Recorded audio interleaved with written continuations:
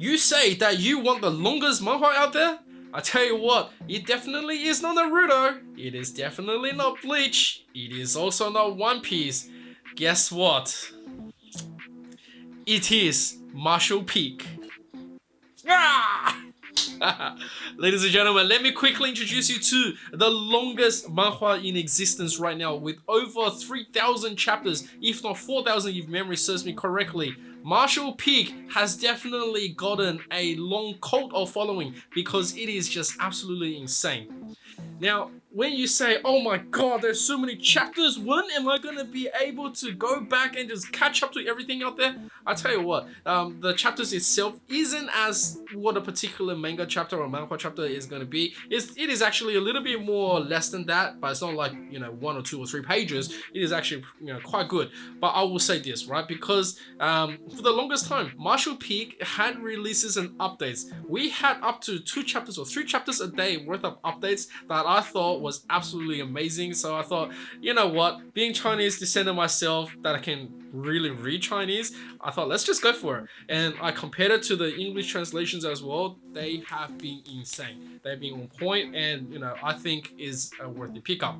Now, the story plot, right? We all want to know about how the story is. Is it interesting or not? I tell you what, the most important thing in a Chinese manhwa coming out of this one is the cultivation path. Did you discover a cheat? Did you discover a secret? What kind of dual identity you are?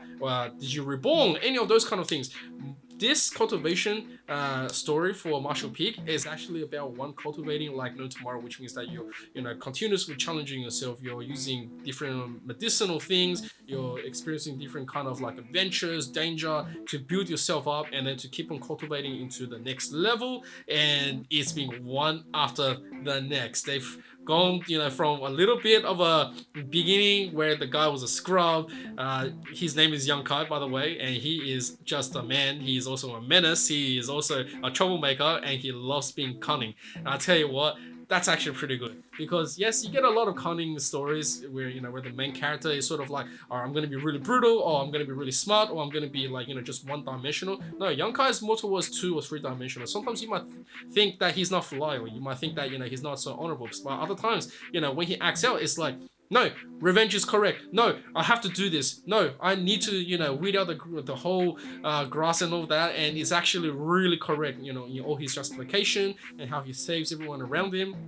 But I will say, he is an eternal challenger, right? If we were to really correct our way of viewing him, he's more akin to Ryu from Street Fighter. Basically, he's always challenging himself. He's always going up against tough opponents. And on top of that, he never gets the upper hand. When he gets the upper hand, it's like, oh my god, he's already conquered this whole world or something. That's how we get the story. And so, going through thousands of chapters, you will actually be pulled and hooked like no tomorrow. I will say the story is interesting. The way he gets his upgrade is interesting. The people that he's surrounded with is even more better. And of course, to all those waifu lovers, you're gonna get plenty of those actions here and there. I didn't say that, but it is absolutely worth your time. And I tell you what, if you think that after all this time you've been reading Japanese mangas, Korean webtoons, manhwas, of course to the American comics and all that, but I thought, what's the missing link here?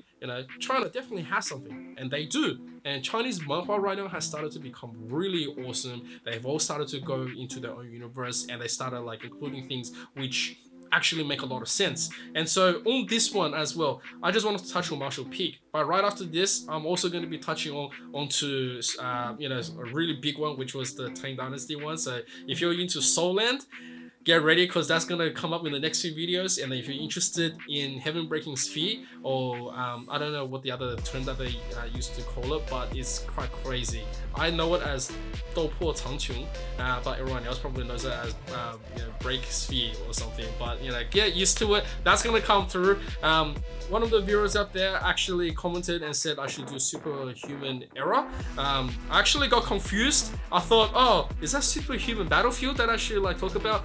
which I will very soon. I realized I missed out on Superhuman Era, so I am gonna go and catch myself up with that and give an opinion, make a video, and obviously present that one as it is with my own honest opinion. But then on top of that, we are gonna go forward and have a lot more fun. So if you still haven't touched up on Martial Peak in the beginning, it is time to get into this one, because the recommendation for this one is sky high. And if you did catch up by not sleeping for the next week or even 2 weeks because you've got nothing to do 24/7 except reading Martial Peak, I tell you what, I will respect you for it, but please do it moderately, because you are there to enjoy the chapters, thousands of them, and we are up to a critical point and it is beautiful. So I hope to see you all there. If you do like this video, make sure to like, sub, and hit that notification bell, because it will help you out a lot. And of course, if you want to catch me on Twitch, make sure to follow all the rest of the subscriptions on below, and I will catch you in the next video. This is ZK. I'll catch you in the next one.